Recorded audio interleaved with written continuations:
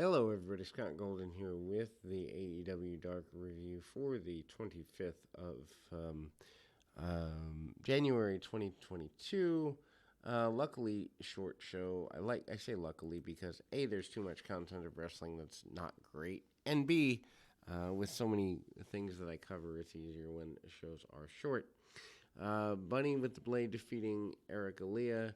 Bunny basically uses the hair of her opponent, um, then basically doing a bunch of knee strikes. Leah tries reverse a few of the moves, but ultimately fell in the rabbit hole, which gets a win for the Bunny.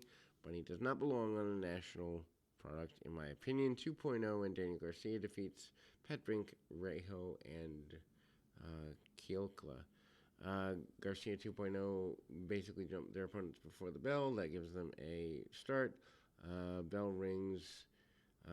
Referee doesn't care about legal man, so neither should we. Garcia taps out Rejo with a sharpshooter super quickly. They 2.0 then cuts a promo running down the inner circle, citing that their days are numbered, and I don't imagine anybody really cares about any of that. Lance Archer defeats Joe Keys. Keys dodges Archer's clothesline early, hits the ring, but gets nailed with a lariat in the process. Archer then takes things to ringside, chokes Keys out and barricade before tossing him back in the ring. Keys then goes for the second turnbuckle in an attempt to create some offense, but then is on the receiving end of the blackout. That gets Archer another win. Layla Hirsch defeats Jamie Kai. Hirsch nails Kai with a running knee before submitting her with a legit lock. I guess this was fine, although why have a match just for the sake of something that quick? Gun Club and the Acclaimed defeat Dark Order, Evil Uno, Alex Reynolds, and Alan Five Angels, and 10. We're just putting matches together now just to get people on in front of live people, right? Uno and Bowens start the match, but they both increase. Dark Order maintains control of the match for a while. Caster takes an opportunity and pulls Alex Reynolds off the aprons and crashing to the floor. Reynolds is isolated for a while. He then tags out to Angels, hitting a frog splash on Colton Gunn that resulted in a near fall.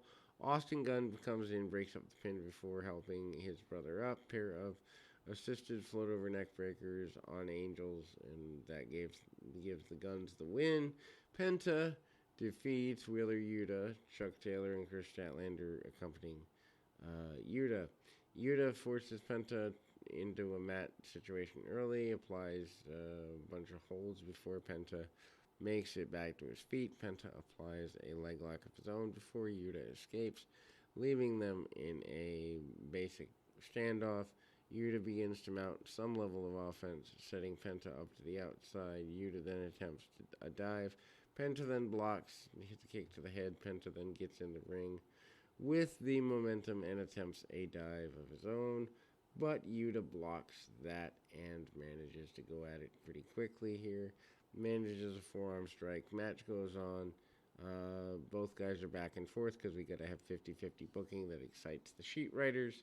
And Penta attempts to put away Yuta with a rotating driver of some sort. Yuta then powers out. Penta drills Yuta with a hanging DDT, and that's that. And Penta gets a victory, and I get my phone.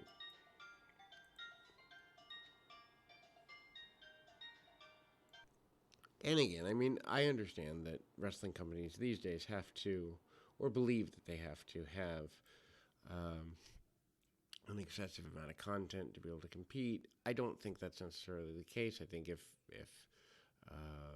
companies in general, other than for sponsorship money, which I understand as well, but if companies in general focused on quality instead of quantity, I think they'd get higher ratings by default of things being a can't miss sort of situation. So I honestly think that these companies are hurting themselves in the long run. Anyway, Jungle Boy with Luchasaurus defeats Nick Canamaro with QT Marshall and Aaron Solo.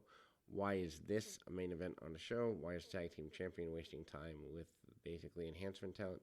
Canamaro is in control early because of the side, the size difference. He's pretty dominant throughout, slow-paced offense. factory are there, and they attempt to get involved in with Luchasaurus, takes care of them. Jungle Boy regains control of his bout after diving into Kanemaru at ringside. Kanemaru then tries to fight back against a very hyper Jungle Boy, makes it back to the ring, but then efforts don't necessarily go fully unnoticed, but it's there. Crowd is fully behind Jungle Boy at the point, and then he transitions into a pin snare trap, which then causes Kanemaru to submit, and the show is mercifully over. We will be back with more right after this.